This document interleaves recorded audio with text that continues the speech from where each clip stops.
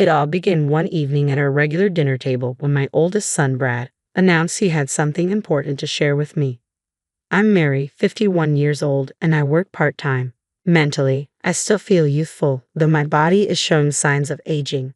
My 3 sons, who have grown up to compensate for my diminishing energy, are my greatest pride. Brad, the eldest, has decided to tie the knot.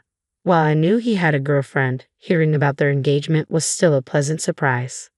So, Brett's getting married, huh? I guess that means you're getting old, honey. No beer for you tonight then, my husband joked. Ignoring his jest, I focused on Brad's expression. With our other sons away at college, Brad, now working, was the only one still living at home. His maturity had flourished in his years of employment, and now, with marriage on the horizon, he seemed more steadfast and reliable than ever.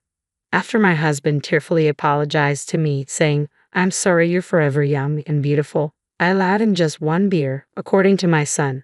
They were already discussing wedding venues and ring options, though the actual date was undecided. Brad wanted to bring his fiancée over to meet us first, which felt like a significant step. Marriage is a big milestone, I mused. I want them to have a wonderful ceremony. Though the stars of the day would be my son and his future wife, I couldn't help but feel a flutter of excitement. Perhaps I'd even treat myself to a new dress, reminiscing on my own bridal days as my husband continued to praise how radiant I looked in white. The weekend arrived, and Brad's fiancée, Alice, greeted us casually. "Hello, I'm Alice," she said, her demeanor reflecting the easy confidence of youth. Alice, a part-time worker at Brad's favorite cafe, had been captivated by him and pursued him until they began dating. As conversations lulled, my husband leaned in. "Ah, yes," and I nodded in agreement. "We have something important to share with you, Alice," my husband continued. "Brad isn't our biological son."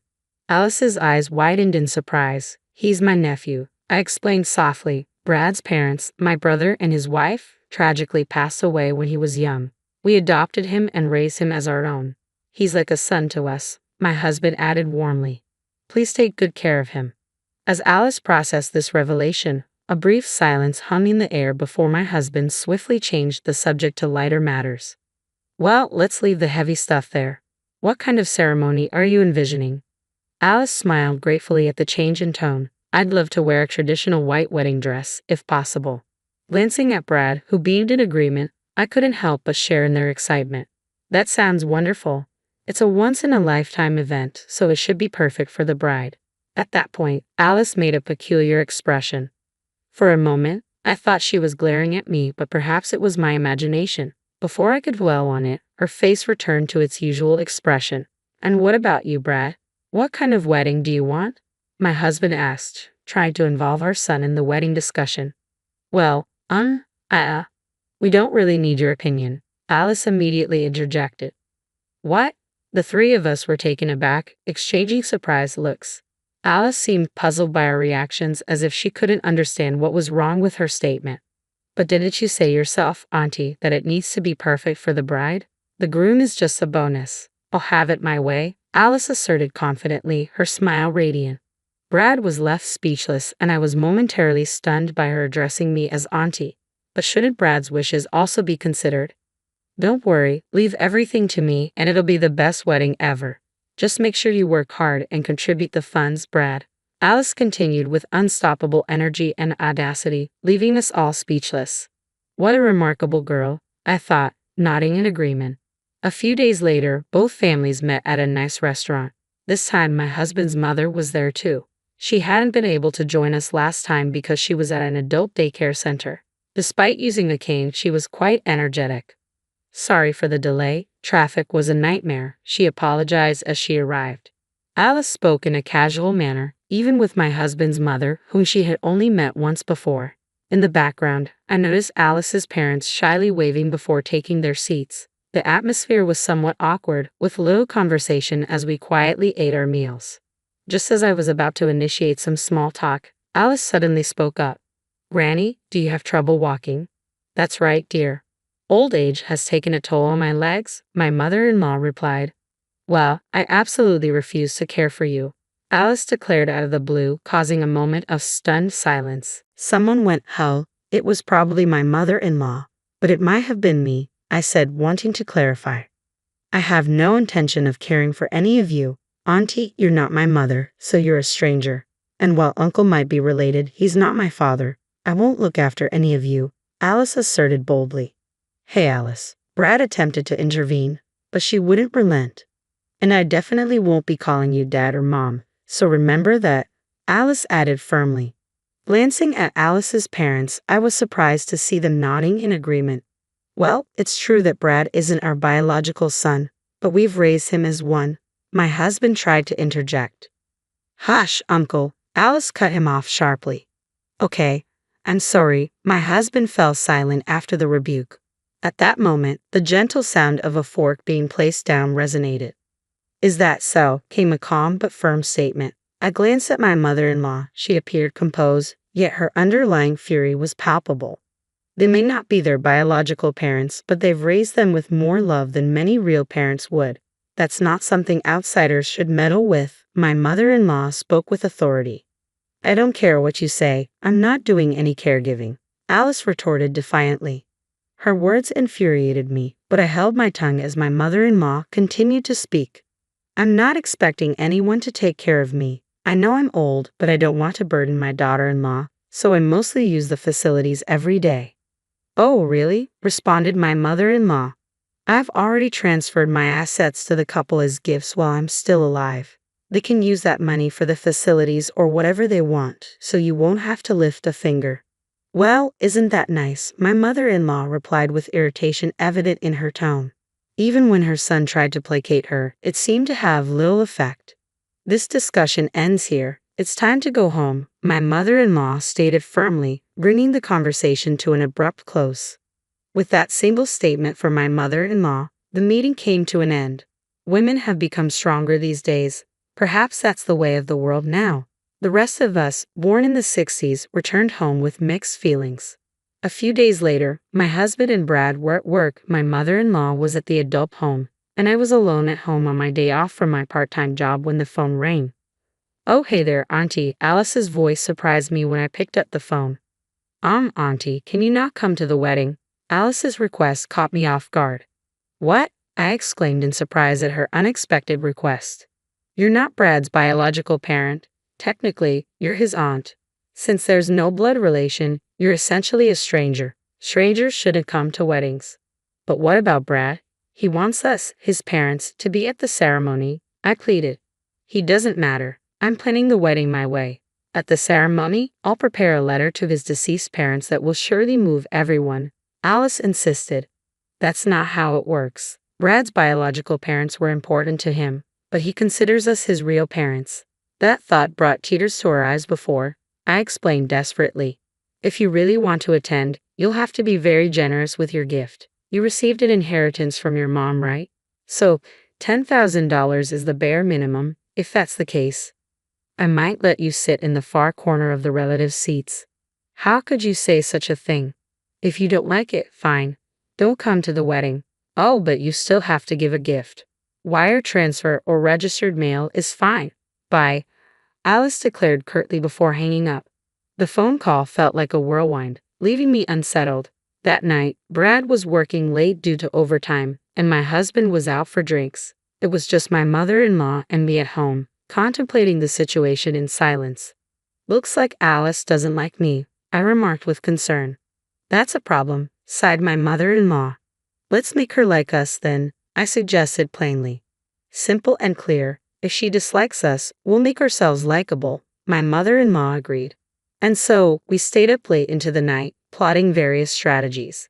The sight of us grinning with satisfaction and saying, "Perfect, let's do this," left my husband dumbfounded when he returned home, but that's another story. The next day at lunch, when I called Alice and told her we had something for her, she came over promptly. Here to collect some cash, I joked as she arrived. Shaking my head at her assumption, I pulled out something. What's this? Alice asked, puzzled. It's a cupcake I made, my mother-in-law chimed in with a smile. I heard you don't have grandparents. Try some of this. It's a super traditional one. I don't want it, Alice protested. Don't be shy, here you go, my mother-in-law insisted, pushing the treat towards her. Alice resisted, but my mother-in-law's assertiveness prevailed as she managed to get the cupcake into Alice's mouth. Well, that's gross. Why is this so salty? Alice exclaimed, quickly washing it down with the iced tea we had served. Salty? That's odd. It shouldn't be, I remarked, taking a bite myself and grimacing. We had entrusted everything to my mother-in-law, including the preparation and cleanup. But who could have predicted such a basic mistake? The cupcake plan had failed, but we remained undeterred. That's all right, let's move on to the next one, I said with determination. I have a gift for you. Wedding money? A gift card? Nope. Alice eyed the slightly larger paper bag I handed her, disappointment creasing her forehead as she inspected it. What's this? It's a dress. I hope you like it. It's gross. This isn't my taste at all. I would rather have money. Money? Alice bluntly stated her preference, making me reconsider giving it to her. I had carefully chosen the dress, thinking it would suit her well. Not having a daughter, I wasn't entirely familiar with current fashion trends for young women. Despite consulting with the store clerk, it seemed my efforts had fallen short. A real letdown. Another plan had failed, and instead of bringing us closer, it seemed to worsen things. That's enough. I don't want anything else. Just give me the cash, Alice demanded. A cash gift truly captures the spirit of celebration. Don't you want to celebrate your son? Of course. I do. Then I'll give it to my son. The wife should manage the husband's money. That's only natural. Just hurry up and hand it over, old woman. As Alice spoke, her true nature emerged, leaving me feeling saddened. Who are you calling an old woman? I'm still spry. Just by seeing spry, actually you're a granny, Alice continued brazenly. While I wondered how to respond, we were suddenly interrupted by a familiar voice saying, I'm home. Brad, wait, what happened at work? Alice panicked, clearly worried about being overheard. We went bankrupt, Brad replied listlessly. Bankrupt? The company's gone under. Alice's misunderstanding echoed through the room, followed by stunned silence. It wasn't just Alice who was surprised. My mother-in-law and I were both taken aback. Alice grabbed my son's shoulders and started shaking him. What does bankrupt mean? Jobless, penniless. What are we going to do about the wedding? I'm sorry, it'll have to wait, Brad replied, his voice devoid of energy. Releasing her grip from my son, Alice cried out, then how am I supposed to pay the damages? It wasn't just Alice's words that shocked us. My mother-in-law and I were stunned. My son being jobless was one thing, but I couldn't keep up with everything that was happening. Damages? Ah, never mind. Just give me the gift money quickly, Alice said, no longer caring if my son was present, holding out her hand to me. Alice, could you give us an explanation? My mother-in-law interjected. Shut up. Just give me the money, Alice snapped. It's you who needs to shut up, young lady. Explain yourself. My mother-in-law's tone suddenly turned harsh, catching Alice off guard. Under the watchful gaze of my mother-in-law and me, Alice began to speak in a weak voice. Apparently, Alice had been having an affair with her boss at her part-time job.